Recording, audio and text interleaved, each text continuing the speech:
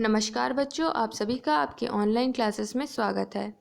बच्चों, आपके पिछली क्लास में हमने पढ़ा था आपके पाठ्य पुस्तक वसंत भाग 2 के छठे पाठ रक्त और हमारा शरीर का पहला भाग। बच्चों, इस सेशन में हम इस पाठ के आगे के भाग को कंटिन्यू करेंगे, आगे के भाग को पढ़ेंगे। इस पाठ के लेखक कौन है बच्चों? इस पाठ के लेखक हैं यतीश अग्रवाल जी, जैसा कि हमने अपनी पिछली क्लास में भी पढ़ा। आपकी पिछली क्लास में हमने जो पढ़ा है उसे आइए पहले थोड़ा दोहरा लेते हैं, उसके बाद पाठ के आगे के भाग को पढ़ते हैं। पिछली क्लास में हमने पढ़ा कि दिव्या को खून की कमी हो गई रहती है और इसी कारण उससे क्या होता रहता है, बीमार वो बार बार होती रहती है और उसे थकान होती रहती है, कमजोरी हो गई रहती है और इसीलिए वो डॉक्टर के पास जाती है। डॉक्टर को लक्षण देख के समझ में आ जाता है कि उसे क्या हो गया है, खून की कमी हो गई है और इसीलिए वो क्या करती है, खून की जाँच के लिए उसे भेज देती हैं। और वहाँ पे उसके साथ उसका भाई क्या रहता है और उसके भाई को वहाँ अपने जान पहचान की एक दीदी मिल जाती हैं और उस दीदी क्या करती हैं, वहाँ पे दिव्या के खून का नमूना ले लेती हैं और उसका, जैसा कि चित्र में दिखाई दे रहा है, माइक्रोस्कोप में लगाकर, स्लाइड लगाकर खून की जांच करती हैं और अनिल को बोलती हैं कि वो अगले दिन आकर रिपोर्ट ले जाए। अगले दिन जब रिपोर्ट लेने अनिल पहुंचता है तो उसे रक्त के बारे में अन्य रोचक जानकारियाँ जानने को मिलती हैं। किससे? दीदी से मिलती हैं, क्योंकि उसकी बहन जो रहती है दिव्या, उसे क्या हो गया रहता है, एनीमिया हो गया रहता है और उसके बारे में दीदी उसे समझाती हैं। जब अनिल सवाल करता है कि एनीमिया क्या होता है तो दीदी जवाब देती हैं कि एनीमिया को जानने के लिए उसे क्या करना होगा, रक्त के बारे में जानना होगा। रक्त के बारे में दीदी क्या क्या बताती हैं? रक्त के बारे में दीदी बताती हैं कि रक्त के मुख्यतः दो भाग हैं, एक तरल भाग और एक कणिकाओं वाला भाग। रक्त के तरल भाग को हम क्या कहते हैं बच्चों? प्लाज्मा कहते हैं, जैसा कि आपको चित्र में दिखाई दे रहा है। और जो कणिकाएं होती हैं वो रक्त के तरल भाग में तैरती रहती हैं। जो कणिकाएं होती हैं वो 3 प्रकार की होती हैं। पहला लाल रक्त कणिकाएं, दूसरा श्वेत रक्त कणिकाएं और तीसरी ऐसी कणिकाएं जो रंगहीन होती हैं और जिसे हम क्या कहते हैं, प्लेटलेट या डिम्बाणु कहते हैं। लाल रक्त कणिकाएं बच्चों देखने में कैसी होती हैं? बालूशाही की तरह होती हैं, यानी कि गोल होती हैं और दोनों तरफ से अवतल होती हैं, अर्थात बीच में चपटी होती हैं और दोनों तरफ से उभरी हुई होती हैं और इसीलिए उनका आकार कैसा दिखता है, देखने में बालूशाही की तरह दिखता है, जैसा कि आपको यहाँ चित्र में भी दिखाई दे रहा है। इस चित्र को देखिए आप, ये लाल रक्त कणिकाएं हैं, ये सफ़ेद रक्त कणिकाएं हैं और ये प्लेटलेट्स हैं और ये तरल पदार्थ आपको जो दिखाई दे रहा है ये प्लाज्मा है। तो इस प्रकार से ये सारी बातें हमें पता चलती हैं। लाल रक्त कणिका जो हमारे शरीर में हड्डियों के बीच जो मज्जा होता है वहाँ पे बहुत सारे कारखाने होते हैं, यानी वहाँ पे बहुत सारे ऐसे स्थान होते हैं जहाँ इन लाल रक्त कणिकाओं का या रक्त कणिकाओं का निर्माण होता है। और ये रक्त कणिकाएँ कैसे बनती हैं? ये रक्त कणिकाएँ बनती हैं हम जो पौष्टिक आहार ग्रहण करते हैं उनसे, जो हमें प्रोटीन, विटामिन और बहुत सारे मिनरल्स जो मिलते हैं, लौह तत्व जो मिलते हैं, उनसे इन लाल रक्त कणिकाओं का निर्माण होता है। वो कच्चा माल होते हैं। जो लाल रक्त कणिकाओं के बनने के लिए कच्चा माल होते हैं वो क्या होते हैं? प्रोटीन, विटामिन और जो अन्य मिनरल्स होते हैं, जैसे लौह तत्व और अन्य चीज़ें जो होती हैं वो होती हैं कच्चा माल और उन्हीं से हमारे शरीर में लाल रक्त कणिकाओं का निर्माण होता है। ये लाल रक्त कणिकाओं का जीवन काल लगभग 4 महीने होता है, यानी कि 4 महीने होते होते, बच्चों होते होते यहाँ बोला गया है, यानी 4 महीने होने से पहले ही उन लाल रक्त कणिकाओं का क्या हो जाता है, जीवन समाप्त हो जाता है, वो धीरे धीरे नष्ट हो जाती हैं। परंतु हमारे शरीर में नित्य प्रतिदिन नए रक्त कणिकाएँ बनती रहती हैं, इसीलिए जब पुरानी रक्त कणिकाएँ नष्ट होती हैं तो उनका स्थान कौन ले लेता है? नई रक्त कणिकाएँ ले लेती हैं। इसके अतिरिक्त बच्चों ये लाल रक्त कणिकाएँ क्या करती हैं? इनका हमारे शरीर में कार्य होता है ऑक्सीजन को प्रत्येक अंग तक पहुंचाना, यानी कि हम जो सांस लेते हैं तो हम जो साफ़ वायु लेते हैं वो क्या होता है, हमारे फेफड़े में उसकी सफाई होती है, और फिर जब फेफड़े में हमारी उसकी सफाई हो जाती है तो उसके बाद उस ऑक्सीजन को क्या करता है, जो लाल रक्त कणिकाएँ हैं वो हमारी नसों में बहती हैं, तो वो नसों में बहती हुई वो लाल रक्त कणिकाएँ ऑक्सीजन को एक फेफड़े से शरीर के प्रत्येक अंग तक पहुंचाने का कार्य करती हैं, जिससे कि हमारे शरीर का प्रत्येक अंग सुचारू ढंग से कार्य कर सके क्योंकि ऑक्सीजन जो होता है वो हमारे शरीर के लिए, हर अंग को कार्य करने के लिए सबसे ज़्यादा ज़रूरी है। तो ये जो लाल रक्त कणिकाएँ हैं वो हमारे फेफड़े से ऑक्सीजन को लेकर पूरे शरीर के प्रत्येक अंग तक पहुंचाने का कार्य करती हैं।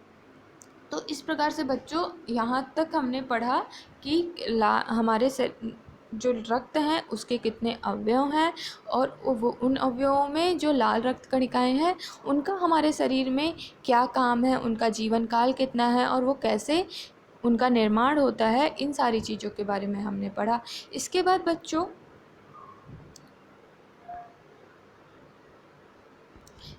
बच्चों हमने ये जाना कि ये जो लाल रक्त कणिकाएँ होती हैं रक्त में, यदि इन्हीं की कमी हो जाए, यानी कि यदि हम पौष्टिक आहार ग्रहण ना करें तो क्या होता है, लाल रक्त कणिकाएँ ये बनेंगी नहीं, हमारे शरीर में उनका निर्माण नहीं होगा, और इस वजह से उनका क्या हो जाएगा, हमारे रक्त में कमी हो जाएगी। और उन्हीं रक्त की कमी को हम किस रोग के नाम से जानते हैं, उसे हम जानते हैं एनीमिया रोग के नाम से। तो ये जो लाल रक्त कणिकाओं की कमी हो जाती है जब हमारे शरीर में, तो उसे हम एनीमिया कहते हैं। और इस एनीमिया का होने का सबसे मुख्य कारण क्या है, हमारे शरीर में, हमारे रक्त में लाल रक्त कणिकाओं का कम हो जाना। तो बच्चों एनीमिया होने का सबसे बड़ा कारण तो यह है कि हमारे शरीर में क्या हो जाए, लाल रक्त कणों की कमी हो जाए। लेकिन उसके बाद हमें इस पाठ से यह भी पता चलता है कि कुछ ऐसे कीटाणु भी होते हैं जिनके कारण हमें क्या होता है, हमारे शरीर में रक्त कणिकाओं की कमी हो जाती है और उससे एनीमिया हो जाता है। उन कीटाणुओं से बचने के लिए हमें क्या करना चाहिए बच्चों, सदैव साफ़ जल पीना चाहिए, साफ़ खाना खाना चाहिए, दूषित जल और दूषित खाना खाने से बचना चाहिए, नहीं खाना चाहिए। और उसके बाद हमें सदैव खाना खाने से पहले अपने हाथों को धोना चाहिए। और उसके बाद इसमें सबसे महत्वपूर्ण ये भी बात बताई गई है कि कुछ कीटाणु ऐसे होते हैं जो ज़मीन की ऊपरी सतह पर पाए जाते हैं, जिनके लार्वा क्या करते हैं, हमारी त्वचा के यदि संपर्क में आए तो वो त्वचा से ही हमारे शरीर में प्रवेश कर जाते हैं और आंतों में अपना घर बना लेते हैं। तो उन कीटाणुओं से बचने के लिए हमें क्या करना चाहिए, उन कीटाणुओं से बचने के लिए हमें सदैव क्या करना चाहिए, शौच हमेशा कहीं शौचालय में ही करना चाहिए, कभी भी खुले में शौच नहीं करना चाहिए। उसके साथ साथ ही हमें नंगे पैर इधर उधर नहीं घूमना चाहिए, जिससे कि वो कीटाणु क्या हमारे त्वचा के संपर्क में आने से बच सकें, यानी कि हम उन कीटाणुओं से सीधे, हमारी त्वचा जो है वो कीटाणुओं से सीधे संपर्क में ना आए, इससे हमें क्या करना चाहिए, बचना चाहिए। और इसी अवधि हम बचेंगे तभी हम क्या हो पाएंगे, एनीमिया जैसे रोगों से बच पाएंगे, वरना वो कीटाणु हमारे शरीर में प्रवेश कर जाएंगे और हमारे आंतों में अपना घर बना लेंगे। तो इस प्रकार से हमने बच्चों जाना कि किस प्रकार एनीमिया रोग होने के कौन कौन से कारण हैं और उनसे बचने के क्या क्या उपाय हैं। पहला तो ये उपाय है कि हमें हमेशा पौष्टिक आहार ग्रहण करना चाहिए, संतुलित आहार ग्रहण करना चाहिए, यानी कि खाना चाहिए, जिससे कि हमारे शरीर के जो पोषण तत्व हैं, जिससे रक्त कणिकाओं का निर्माण होता है, वो हमें मिलता रहे। और उसके साथ साथ ही हमें कीटाणुओं के बचने के भी उपाय करने चाहिए। हमें हमेशा साफ़ जल, साफ़ खाना खाना चाहिए, हमेशा अपने हाथों को और हम अपने शरीर को साफ़ रखना चाहिए, जिससे कि हमारे शरीर में कीटाणु प्रवेश ना कर सकें। और इसके साथ साथ ही हमें क्या करना चाहिए, शौचालय में ही शौच करना चाहिए और कभी भी इधर उधर नंगे पाँव नहीं घूमना चाहिए। तो इन सारे उपायों को करके हम क्या कर सकते हैं, हम एनीमिया जैसे रोग से बच सकते हैं। इसके बाद बच्चों इस पाठ में अनिल सवाल करता है एक कि जो रक्त के अन्य कण हैं, अभी तो हमने लाल रक्त कणों की बात की, इस लाल रक्त कणों के अतिरिक्त भी रक्त में बिम्बाणु और श्वेत रक्त कणिकाएं भी पाई जाती हैं। तो इन दोनों के बारे में प्रश्न पूछता है कौन? अनिल किससे पूछता है? दीदी से पूछता है। वो बोलता है, दीदी यह तो बहुत ही महत्वपूर्ण बात बताई आपने। अनिल बोला। वह पल भर सोच में डूबा रहा, फिर बोला, आपने बताया था कि रक्त में सफ़ेद कण और बिम्बाणु भी होते हैं, शरीर में उनका क्या काम है? अर्थात अब हम जो भाग पाठ का पढ़ने जा रहे हैं, उस भाग में हम जानेंगे कि शरीर में जो लाल रक्त कणिकाओं के अतिरिक्त रक्त में सफ़ेद कण और बिम्बाणु पाए जाते हैं, उनका हमारे शरीर में क्या काम है। तो आइए जानते हैं कि इन दोनों रक्त कणिकाओं का हमारे शरीर में क्या काम है। दीदी बोली, सफ़ेद कण वास्तव में हमारे शरीर के वीर सिपाही हैं। जब रोगाणु शरीर पर धावा बोलने की कोशिश करते हैं तो सफ़ेद कण उनसे डटकर मुकाबला करते हैं और जहाँ तक संभव हो पाता है रोगाणुओं को भीतर घर नहीं करने देते। बस संक्षेप में ये मान लो कि वे बहुत से रोगों से हमारी रक्षा करते हैं। तो बच्चों यहाँ पर दीदी ने बताया है किसके बारे में? सफ़ेद रक्त कणिकाओं के बारे में, श्वेत रक्त कणिकाओं के बारे में। वो बताती हैं कि जो श्वेत रक्त कणिकाएं हैं वो वास्तव में हमारे शरीर की वीर सिपाही हैं।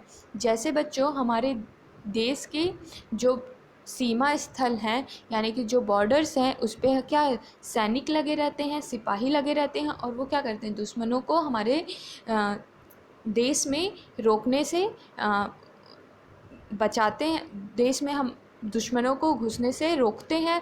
वो हमारे देश में दुश्मनों को, आतंकवादियों को नहीं घुसने देते हैं। तो उसी प्रकार से जैसे वो सिपाही क्या करते हैं? बॉर्डर पे काम करते हैं, वैसा ही काम कुछ करता है कौन? श्वेत रक्त कणिकाएं। श्वेत रक्त कणिकाएं हमारे शरीर के लिए एक वीर सिपाही है जो रोगाणुओं को हमारे शरीर में प्रवेश करने से रोकता है। जिस प्रकार से एक सिपाही बॉर्डर पर क्या करता है? किसी आतंकवादी को या किसी बदमाश को हमारे देश में घुसने से रोकता है, उसी तरीके से ये जो सफ़ेद रक्त कणिकाएं हैं वो भी रोगाणुओं से, कीटाणुओं से क्या करता है? हमारे शरीर की रक्षा करता है, उससे डटकर मुकाबला करता है। यानी कि जब कोई कीटाणु या रोगाणु हमारे शरीर पर धावा बोलते हैं, धावा बोलने का मतलब हमला करते हैं। धावा बोलना बच्चों एक मुहावरा है जिसका अर्थ होता है हमला करना। धावा बोलना एक मुहावरा है जिसका अर्थ होता है हमला करना।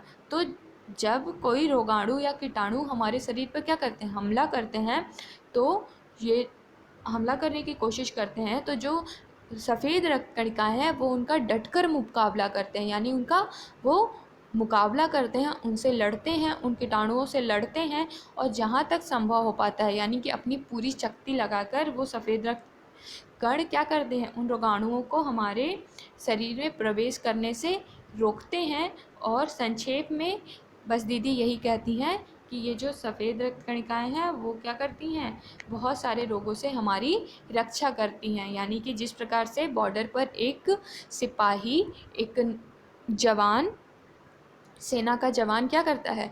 हमारे देश की रक्षा करता है, आतंकवादियों को और देश के दुश्मनों को डटकर मुकाबला करता है। जब वो हमारे हमला करते हैं हमारे देश पे, तो वो क्या करते हैं? सिपाही हमारे देश की रक्षा करते हैं, उनसे लड़ते हैं।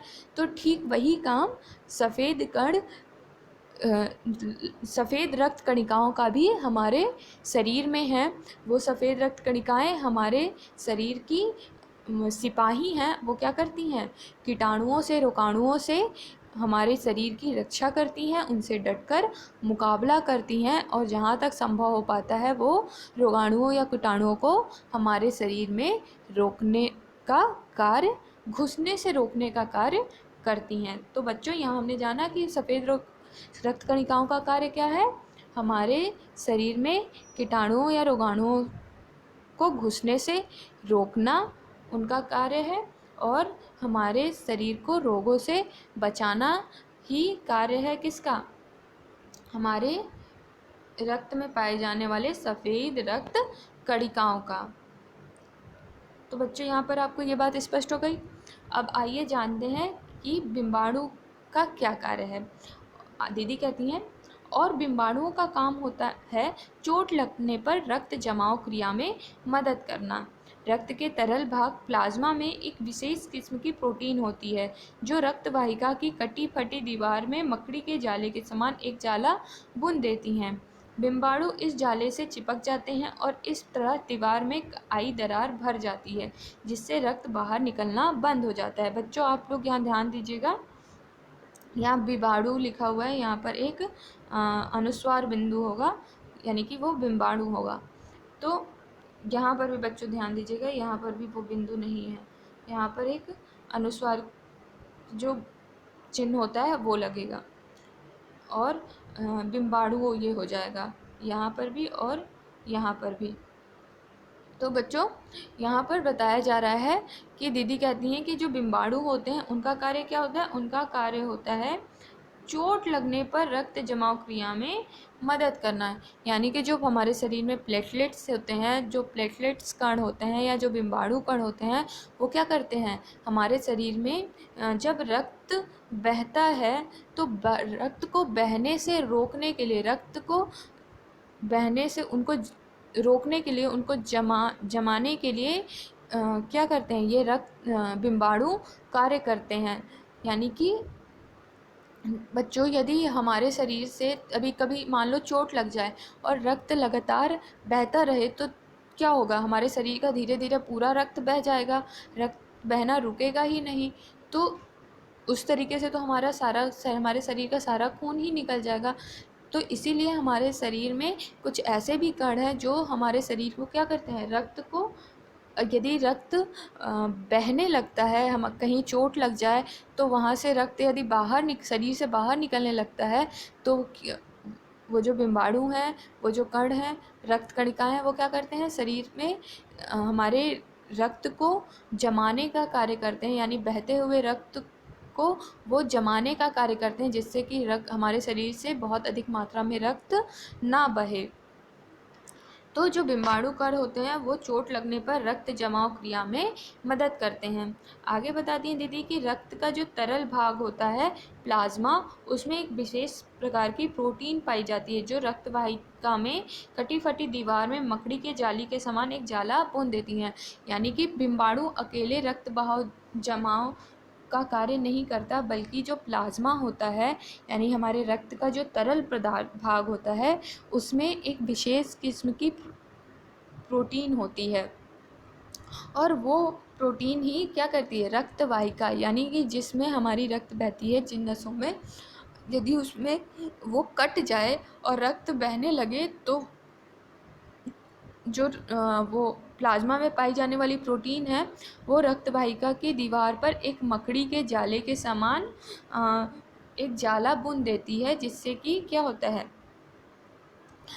एक जाला बन तैयार हो जाता है हमारे रक्त वाहिका की दीवार पर। और फिर जो बिम्बाणु होते हैं वो क्या करते हैं, उसी जाले से चिपक जाते हैं और फिर एक जो रक्त वाहिका में दरार आई होती है कटने या फटने या चोट लगने के कारण, वो दीवार बंद हो जाती है और रक्त हमारे शरीर से बहना बंद हो जाता है। यानी कि रक्त रुक जाता है, बहना बंद हो जाता है, रक्त जम जाता है, रक्त रुक जाता है।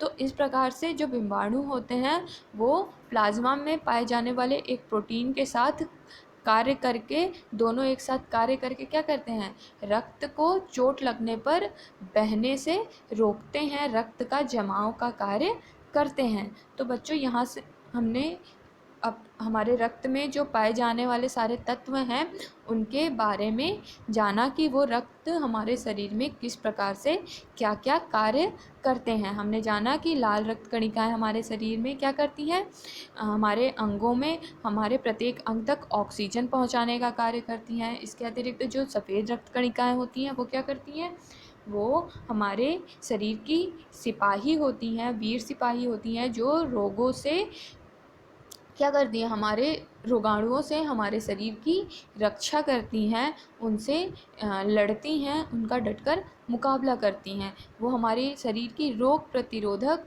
क्षमता होती है। हमारे शरीर की जो रोग प्रतिरोधक क्षमता यानी कि किसी भी रोग को रोकने की जो क्षमता है, वो किससे तय होती है, हमारे शरीर में पाए जाने वाले सफ़ेद रक्त कणिकाओं के द्वारा ही उस हमारे रोग प्रतिरोधक क्षमता बढ़ती है। यानी कि जो सफ़ेद रक्त कणिकाएँ हैं वही हमारे शरीर में रोगों को, रोगाणुओं को प्रवेश करने से रोकने का कार्य करती हैं। इसके अतिरिक्त हमने ये जाना कि जो बिम्बाणु होते हैं यानी जो प्लेटलेट होते हैं, वो हमारे शरीर में हमारे रक्त के जो तरल पदार्थ है प्लाज्मा, उसके साथ क्रिया करके, उसके साथ कार्य करके क्या करते हैं, चोट लगने पर रक्त के बहाव को रोकने का कार्य करते हैं। जो प्लाज्मा होता है उसमें एक प्रोटीन पाया जाता है, और वो प्रोटीन क्या करता है, चोट लगने पर जो रक्त वाहिका है उसकी दीवार पर एक जालानुमा मकड़ी के जाले के समान एक तैयार कर देता है, मकड़ी के जाले के समान एक जाला बुन देता है, और जो बिम्बाणु होते हैं उस जाले से जाकर चिपक जाते हैं, जिससे कि जो रक्त वाहिका है यानी कि जो हमारी नसें हैं जहाँ से रक्त बहना, चोट लगने पर रक्त बहने लगता है, उस दीवार पर जाके क्या होती हैं, चिपक जाती हैं, और इस प्रकार से वो जो रक्त वाहिका, फटी हुई रक्त वाहिका है, वो उसमें एक दीवार बन जाती है तुरंत, और रक्त का बहना रुक जाता है। तो इस प्रकार से बच्चों हम ये समझ पाएँ कि हमारे शरीर में जो रक्त है उसके जो विभिन्न अवयव हैं वो किस प्रकार से कार्य करते हैं। तो अब बोलता है कि अनिल बोला, दीदी लेकिन घाव गहरा हो तो तब तो खून बहता ही चला जाता है। यानी कि जब घाव बहुत ज़्यादा गहरा होता है तो क्या होता है, रक्त बहता चला जाता है, जल्दी बहना रुकता नहीं है। आप सभी लोगों ने देखा होगा जब कोई बहुत बड़ा एक्सीडेंट हो जाता है तो बहुत सारा रक्त बह जाता है, और वो रक्त बहना क्योंकि रुकता नहीं है, उस समय हमारे शरीर के बिम्बाणु और प्लाज्मा में पाए जाने वाले प्रोटीन उतने सुचारू ढंग से कार्य नहीं कर पाते हैं। तो उसके लिए अब क्या उपाय करना चाहिए, ऐसा अनिल दीदी से पूछता है। दीदी आगे कहती हैं, हाँ, ऐसे समय में उस व्यक्ति को जल्दी से डॉक्टर के पास ले जाना चाहिए। ज़रूरत समझने पर ऐसी स्थिति से निपटने के लिए कुछ टाँके भी लगाने पड़ सकते हैं, किंतु डॉक्टर के पास पहुँचने तक के समय में चोट के स्थान पर कसकर एक साफ कपड़ा बांध देना चाहिए। दबाव पड़ने से रक्त का बहना कम हो जाता है, जो उस व्यक्ति के लिए काफ़ी लाभप्रद सिद्ध हो जा सकता है। किंतु अगर बहुत अधिक रक्त बह जाए तो उसे रक्त चढ़ाने की ज़रूरत भी पड़ सकती है, दीदी ने समझाते हुए कहा। यानी कि जैसा कि हमने जाना कि रक्त के बहाव को रोकने का कार्य बिम्बाणु और प्लाज्मा में पाए जाने वाले प्रोटीन करते हैं, लेकिन जब चोट बहुत गहरी होती है तो रक्त बहता ही चला जाता है। उस समय और प्लाज्मा में पाया जाने वाला प्रोटीन और प्लेटलेट्स काम नहीं करते हैं। तो ऐसे समय में क्या करना चाहिए, हमें जिसे भी चोट लगी है उसे जल्द से जल्द डॉक्टर के पास ले जाना चाहिए। आप सभी ने देखा होगा जब भी आपको चोट लगती है, आप स्कूल में होते हो या घर पे खेलते कूदते आपको चोट लगती है और खून बहने लगता है, तो आप दौड़ के सबसे पहले या तो नर्स के, स्कूल में होते हो तो नर्स के पास जाते हो, या घर पर अपने किसी पेरेंट्स के पास जाते हो, घर पर होते हो तो सबसे पहले उस पर क्या किया जाता है, उसे साफ़ करके उस पर दवा लगाई जाती है और उस पर पट्टी बांधी जाती है। तो और यदि जब चोट बहुत ज़्यादा गहरी होती है तो उस ऐसे समय में तुरंत सबसे पहले आपको किसी डॉक्टर के पास ले जाया जाता है, और वहाँ जाने पर ज़रूरत पड़ने पर आपको स्टिचेस भी लगते हैं, यानी टाँके भी लगाए जाते हैं खून को बहने से रोकने के लिए। लेकिन यहाँ पर दीदी हमें ये भी बताती हैं, जो एक फ़र्स्ट एड होता है, यानी कि जब जो प्राथमिक चिकित्सा होती है उसमें हम यदि किसी व्यक्ति को बहुत ज़्यादा गहरा चोट लग गया है और उसे हम डॉक्टर के पास ले जाने में कुछ समय लग रहा है तो हम उस समय में तत्काल क्या कर सकते हैं, हम तत्काल उस चोट पर एक साफ़ कपड़ा कसकर बांध सकते हैं, क्योंकि साफ़ कपड़ा कसकर बांधने से क्या होगा, चोट पर दबाव बनेगा और दबाव बनने से जो रक्त बहुत ज़्यादा बह रहा है वो बहना कम हो जाएगा, क्योंकि दबाव पड़ने से रक्त का बहना जो है वो कम हो जाता है या बंद हो जाता है। तो वो चोट लगे हुए व्यक्ति के लिए बहुत ज़्यादा क्या होगा, लाभप्रद हो सकता है। तो यह एक बच्चों यहाँ पे हमने एक प्राथमिक चिकित्सा भी सीखी कि किस प्रकार से यदि किसी व्यक्ति का यदि एक्सीडेंट हो गया है या किसी को बहुत ज़्यादा चोट लग गई है और उसे हमें डॉक्टर के पास ले जाने में समय लग रहा है, तो हम किसी व्यक्ति को तत्काल क्या चिकित्सा दे सकते हैं, हम ये दे सकते हैं कि हम उसके चोट पर जहाँ से बहुत ज़्यादा रक्त बह रहा है उस पर एक साफ़ कपड़ा कसकर बांध दें, जिससे कि क्या हो जाए, रक्त पर दबाव पड़े और रक्त का जो बहाव है वो कम हो जाए। इसके बाद ही दीदी बताती हैं कि यदि डॉक्टर के पास ले जाने पर क्या होता है, यदि बहुत ज़्यादा रक्त बह गया होता है तो कभी कभी रक्त को चढ़ाना भी पड़ता है, यानी कि बाहर से रक्त को शरीर के अंदर डाला जाता है, ऐसा दीदी बताती हैं। यानी कि रक्त को चढ़ाने का काम, यानी शरीर में हमारे रक्त को, जिसे भी चोट लगी है, जिसका बहुत ज़्यादा खून बह गया है या जिसके शरीर में रक्त की कमी हो जाती है बच्चों, उसे भी बाहर से यानी कि डॉक्टर के द्वारा रक्त चढ़ाया जाता है, यानी रक्त उसके शरीर में डाला जाता है।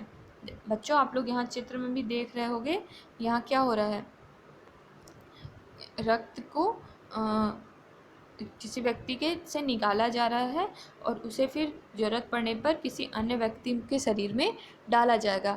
तो इस प्रकार से रक्त को भी हम क्या कर सकते हैं, रक्त को एक शरीर से दूसरे शरीर में डाल सकते हैं, ऐसा दीदी बताती हैं। और ज़रूरत पड़ने पर या बहुत जब बड़ा एक्सीडेंट हो जाता है और रक्त बहुत ज़्यादा बह जाता है तो हम ऐसा कार्य, डॉक्टरों के द्वारा ऐसा कार्य किया जाता है, उनकी सलाह पर ऐसा कार्य किया जाता है कि रक्त को दूसरों के शरीर से निकालकर चोट लगे हुए व्यक्ति के या बीमार व्यक्ति के शरीर में डाला जाता है। तब अनिल, जैसा कि आपके मन में भी प्रश्न उठ रहा होगा, वैसे ही अनिल के मन में भी प्रश्न उठ रहा है कि क्या ऐसे समय में किसी भी व्यक्ति का खून काम आ सकता है, कि क्या मतलब कि किसी भी व्यक्ति का हम खून किसी को भी चढ़ा सकते हैं, ऐसा अनिल पूछता है। और यही प्रश्न मुझे पता है बच्चों आप सभी के मन में भी आ रहा होगा। तो आइए जानते हैं दीदी क्या कहती हैं। दीदी बोली, अनिल, हर किसी का रक्त एक सा नहीं होता, कुछ विशेष गुणों के आधार पर रक्त को 4 मुख्य वर्गों में बांट दिया गया है। ज़रूरतमंद व्यक्ति के रक्त समूह की जांच करने के बाद उसे उसी रक्त समूह का रक्त चढ़ाया जाता है। यानी कि दीदी बताती हैं कि नहीं, किसी भी व्यक्ति को किसी भी व्यक्ति का खून नहीं चढ़ाया जा सकता, यानी क्योंकि हर व्यक्ति का खून क्या होता है बच्चों, हर व्यक्ति का रक्त अलग अलग होता है और कुछ विशेष गुणों के आधार पर रक्त को 4 वर्गों यानी कि 4 समूहों में बांटा गया है। यानी कि हम जितने भी मनुष्य हैं उनमें हर मनुष्य में किसी 4 रक्त समूहों में से कोई एक रक्त समूह का रक्त पाया जाता है। ये रक्त समूह है बच्चों ए बी और ओ, यानी कि 4 प्रकार के रक्त समूह हैं। पहला ए, दूसरा बी, तीसरा ए बी और चौथा ओ। तो इन चारों प्रकार में से हर जितने भी मनुष्य हैं बच्चों, हर किसी में इन चारों में से कोई ना कोई एक रक्त समूह पाया जाता है। और जिसे भी रक्त की ज़रूरत होती है, जो भी ज़रूरतमंद इंसान होता है, उसके रक्त की जांच की जाती है कि वो उसका रक्त किस समूह का है, या उसका रक्त ए समूह का है या बी समूह का है या ए बी समूह का है या ओ समूह का है। तो उसका रक्त जिस समूह का भी होगा, यानी कि अगर वो ओ समूह का उसका रक्त होगा तो उसे किसी ओ समूह वाले व्यक्ति का ही रक्त चढ़ाया जाएगा, यानी कि किसी ऐसे व्यक्ति का रक्त चढ़ाएगा जिसका रक्त ओ समूह का हो। इसी प्रकार यदि किसी व्यक्ति को ज़रूरत है रक्त की और उसका रक्त रक्त किस समूह का है, ए बी समूह का है, तो उसे भी किसी ऐसे व्यक्ति का रक्त चढ़ाया जाएगा जिसके रक्त का प्रकार हो ए बी, यानी जिसका रक्त ए बी समूह का हो। यानी कि जिस व्यक्ति को ज़रूरत होती है उसके खून की जांच की जाती है और उसके बाद उस व्यक्ति को उसी के रक्त समूह के प्रकार का ही, उसी के रक्त समूह के समान ही जिस व्यक्ति का रक्त समूह है उसी का रक्त चढ़ाया जाता है। इस प्रकार से दीदी ने अनिल को समझाया और इस प्रकार हमने यह समझा कि किस प्रकार से रक्त चढ़ाने का कार्य सावधानी पूर्वक किया जाता है। किसी भी व्यक्ति को किसी का भी रक्त हम नहीं चढ़ा सकते हैं, ऐसा दीदी ने अनिल को समझाया। अब उसके बाद लेकिन ज़रूरत के समय यदि उस रक्त समूह का कोई व्यक्ति मिले ही नहीं, तब अनिल ने पूछा, सही बात है कि ऐसा भी तो हो सकता है कि जिस व्यक्ति को ज़रूरत है रक्त की उसके साथ ऐसा कोई व्यक्ति हो ही ना जिसका रक्त समूह ज़रूरतमंद वाले रक्त समूह के व्यक्ति से मिल रहा हो।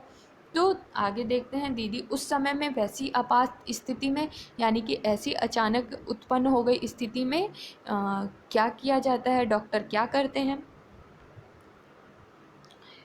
दीदी कहती, ऐसी आपात स्थिति के लिए ब्लड बैंक बनाए गए हैं। यानी कि इस प्रकार की आपात स्थिति, अचानक उत्पन्न हो गई स्थिति के लिए क्या बनाए गए हैं, ब्लड बैंक बनाए गए हैं। बैंक क्या होता है बच्चों, जहाँ पे चीज़ें इकट्ठी करके रखी गई हों। जैसे बैंक आपने सुना होगा, बहुत सारे बैंक है जहाँ पे पैसे हम लोग निकालने जाते हैं या लेने जाते हैं, जमा करने जाते हैं। तो उसी प्रकार से ब्लड बैंक भी है, यानी कि जहाँ से हम ब्लड यानी कि रक्त लेते हैं या रक्त जमा करते हैं। तो दीदी बताती हैं कि जिस प्रकार की स्थिति, आपात स्थिति पिछले स्लाइड में अनिल ने बताई कि यदि कोई ऐसा ज़रूरतमंद व्यक्ति हो जिसके रक्त समूह से मिलने वाले के समान, जिसका रक्त समूह ऐसा हो कि उसके आसपास ऐसा कोई व्यक्ति ही ना हो कि उसके समान उसका रक्त समूह पाया जाए, तो ऐसी आपात स्थिति में हम ब्लड बैंक का प्रयोग करते हैं। दीदी बताती हैं कि प्रायः हर बड़े अस्पताल में इस तरह के बैंक होते हैं जहां सभी प्रकार के रक्त समूहों का रक्त तैयार रखा जाता है, किंतु इन ब्लड बैंकों में रक्त का भंडार सुरक्षित रहे इसके लिए यह आवश्यक है कि हम समय समय पर रक्तदान करते रहें, दीदी ने कहा। यानी कि प्रत्येक अस्पताल में एक ब्लड बैंक बनाया गया होता है जिससे कि ज़रूरतमंद व्यक्तियों को ज़रूरत पड़ने पर आपात स्थिति में उसके रक्त समूह का रक्त दिया जा सके, चढ़ाया जा सके। क्योंकि हर व्यक्ति के साथ तो ऐसा होगा नहीं कि उसके साथ उसके समान रक्त समूह वाला कोई व्यक्ति हो जो उसे तुरंत रक्त उपलब्ध करा दे। तो इसीलिए ऐसी आपात स्थिति के लिए प्रत्येक अस्पताल में क्या बनाया जाता है, ब्लड बैंक बनाया जाता है, जहाँ पे प्रत्येक रक्त समूह का रक्त क्या किया जाता है, सुरक्षित रखा जाता है।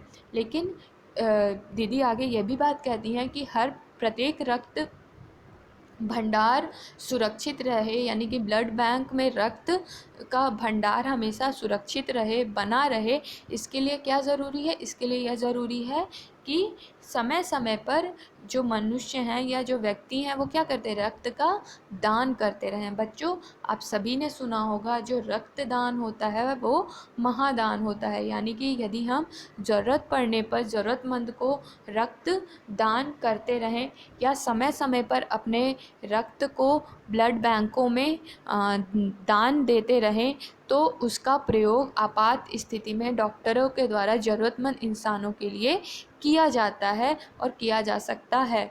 तो इस प्रकार से जो रक्त का दान होता है, यानी कि यदि हम अपने शरीर से कुछ रक्त क्या करें, ब्लड बैंकों में, अस्पतालों में दान कर दें, तो उसका बहुत बड़ा योगदान होगा हमारे ज़रूरतमंद इंसानों के लिए या ऐसे इंसानों के लिए जिनको रक्त की आपात स्थिति में ज़रूरत हो। तो इसीलिए बच्चों उससे क्या हो सकता है, किसी का जीवन बच सकता है, क्योंकि यदि रक्त बहुत ज़्यादा बह जाता है तो क्या होता है, रक्त की कमी से व्यक्ति की मृत्यु भी हो सकती है।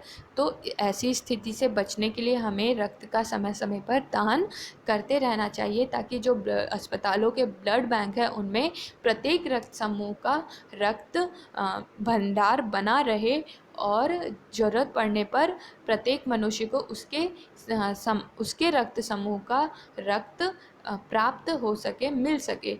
तो जो रक्तदान है बच्चों, वो क्या करना चाहिए, हमें समय समय पर करते रहना चाहिए। लेकिन अब रक्तदान क्या सभी व्यक्ति कर सकते हैं, ऐसा प्रश्न आपके मन में भी उठ रहा होगा, और यही प्रश्न अनिल के मन में भी उठता है, और वो पूछता है कि क्या मैं भी रक्तदान कर सकता हूँ, अनिल ने पूछा।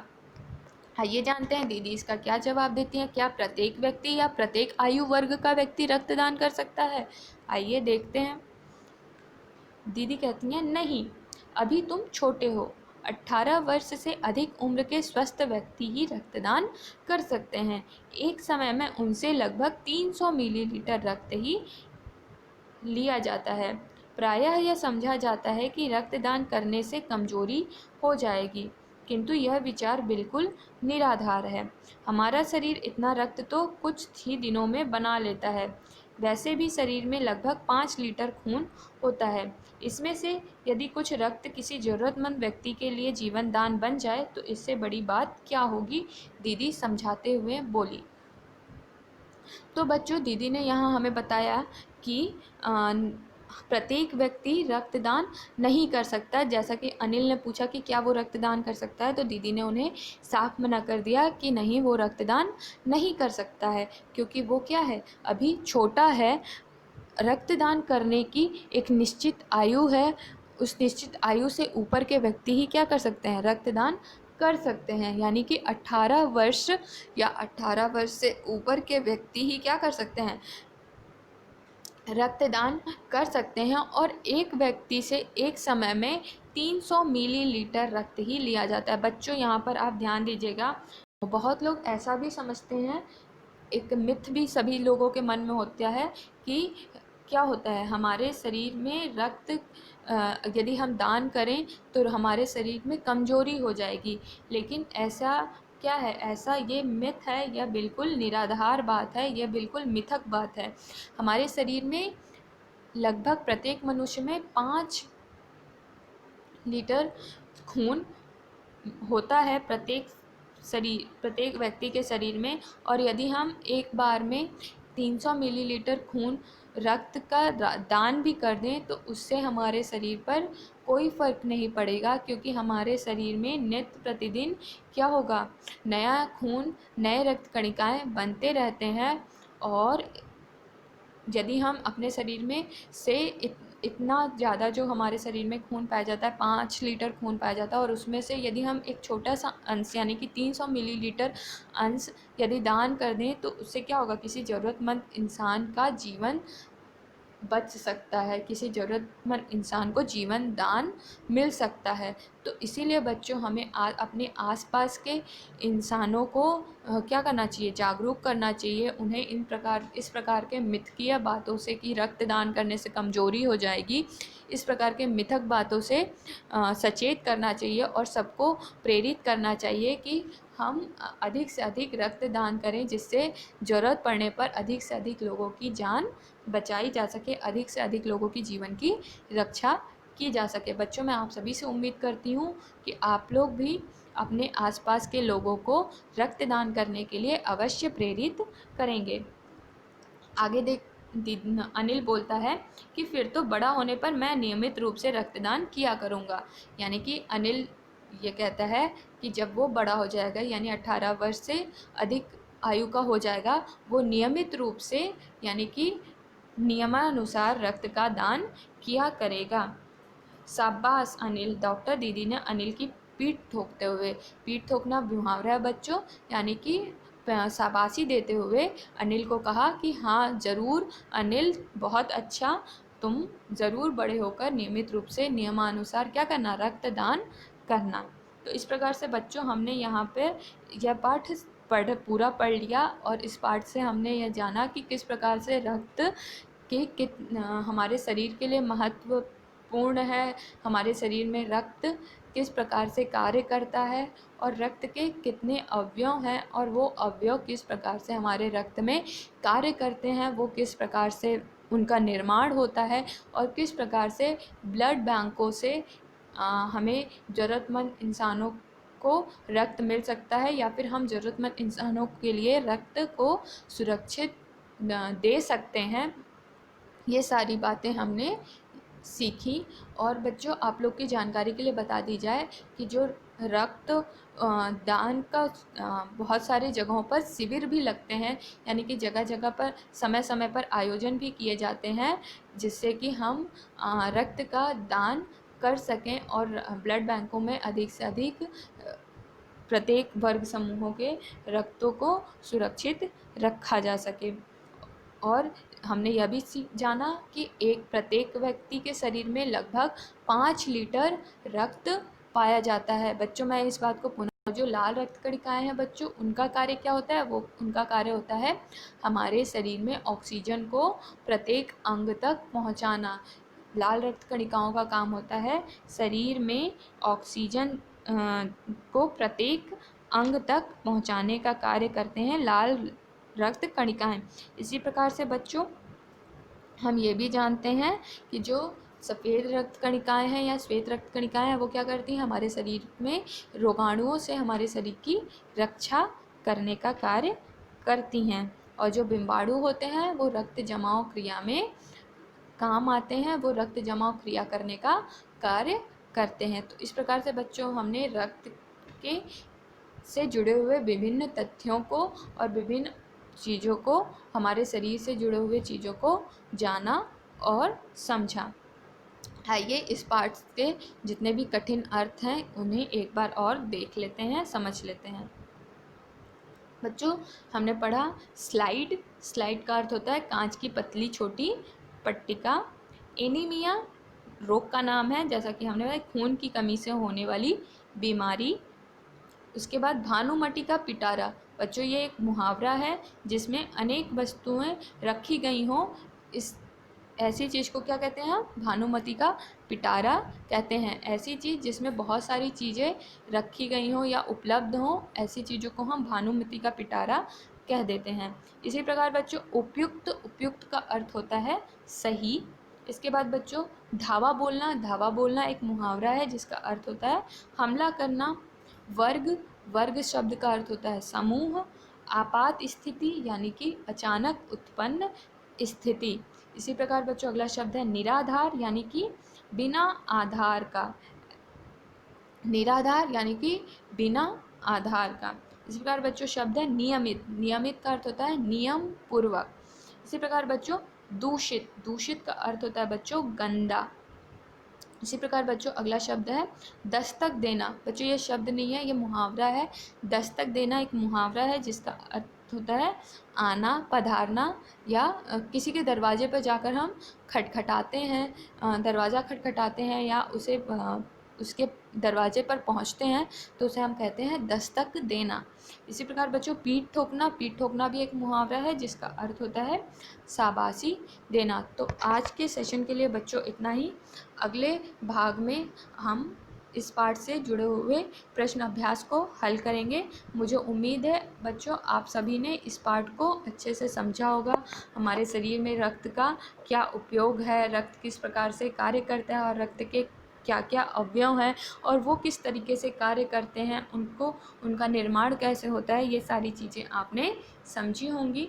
अगले सेशन में हम इस पाठ के प्रश्न अभ्यास को हल करेंगे। आज के लिए इतना ही। धन्यवाद। घर पे रहें, सुरक्षित रहें।